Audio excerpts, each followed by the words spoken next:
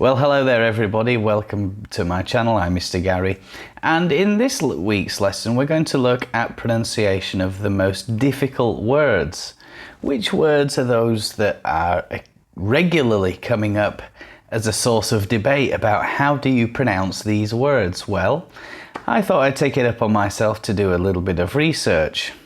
I went ahead and asked Google, which words are perhaps the most difficult, or which words are those words where a lot of people are asking.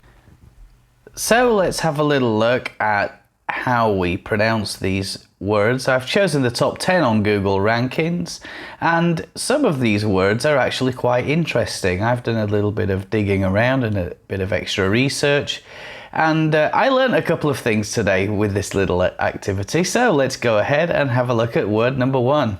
And word number one is croissant. Croissant. You would actually think, oh, it's a French dessert or a French snack. Well, then you'd be wrong, because the croissant actually originated in Austria.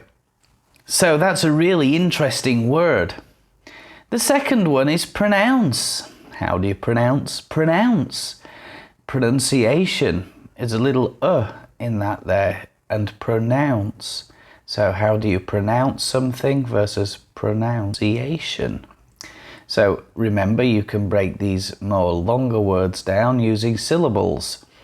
Practice and practice again until you start saying the word with much more clarity, much more confidence and coherence, so that listeners, whether it be your audience, your students, colleagues, or whoever, is able to understand what you are saying with much more clarity. Word number 3 on our list is beach. Now, I like going to the beach. I'm sure you do too. When we go to the beach, we can build sandcastles, we can relax in the sun chairs, get a nice suntan. Or perhaps we can play games such as beach ball, beach volleyball, beach football. Lots of those games we can play on the beach. What about can't or can't?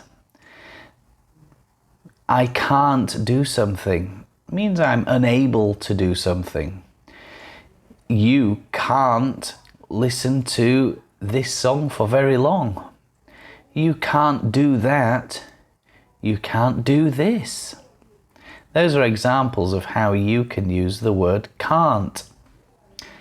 What about water? Well, water in English, in British English, is pronounced with a definite t sound, water. However, in England or in the UK, where I'm from, you might hear water like that. An American pronunciation would be water. They don't tend to pronounce the t sound in water very often. And certainly people from different areas of the UK might say water. I want some water, mate. You got a bottle of water?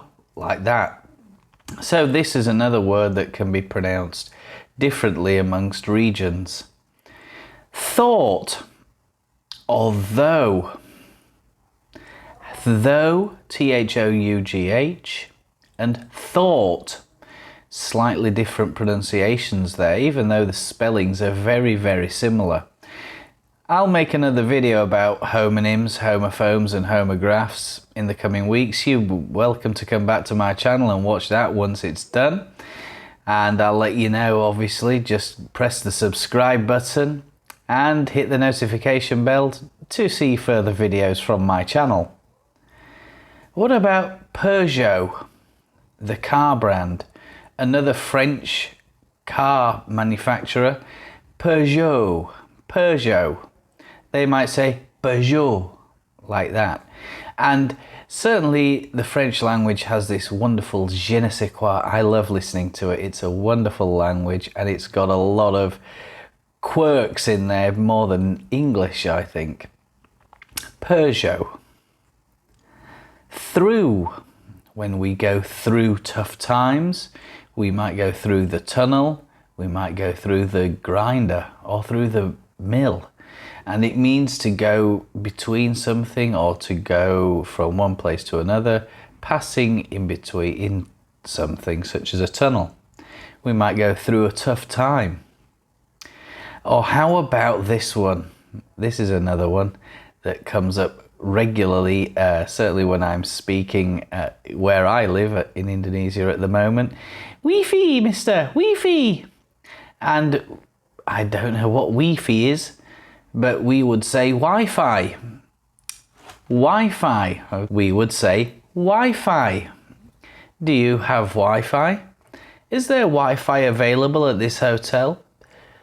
Does this coffee shop have Wi-Fi? Now, we all know that we need Wi-Fi. We need good, reliable, high-speed Wi-Fi. Certainly for me in my job at the moment, teaching and learning online and doing regular Zoom sessions, it's important that I have a very stable, very strong connection to a good Wi-Fi network.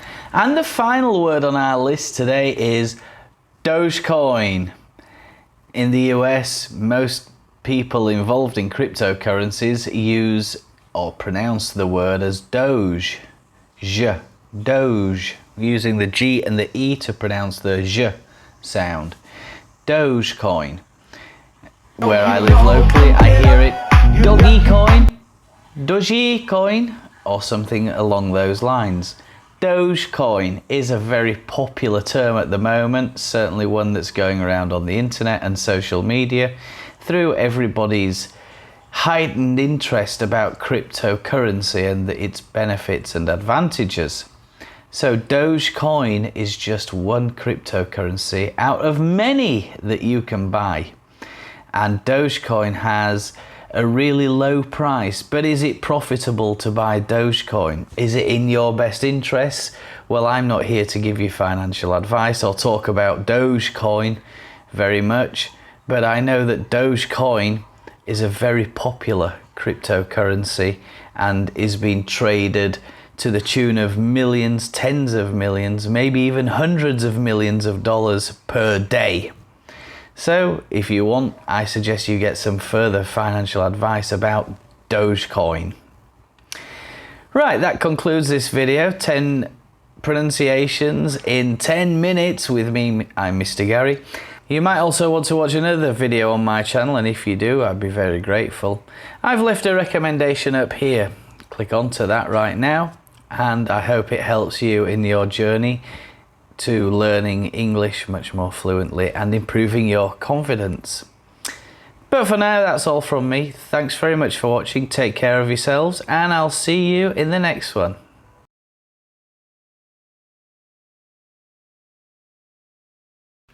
Wait, what? You want to see some outtakes? Do I have outtakes? Well, like every other good YouTuber, I do make some mistakes when I'm recording my videos. Here are just a few in case you want a little bit of extra amusement today. I hope you enjoy. Thanks again for watching. See you soon. Important that I have.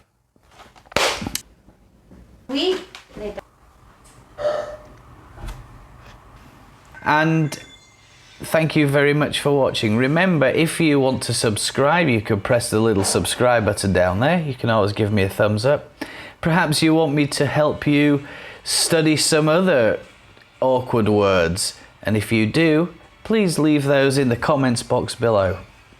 But now, thanks very much for watching. Take care of yourselves and have a great day. You might also want to watch one of my other videos on my channel, and if you do, that would be I would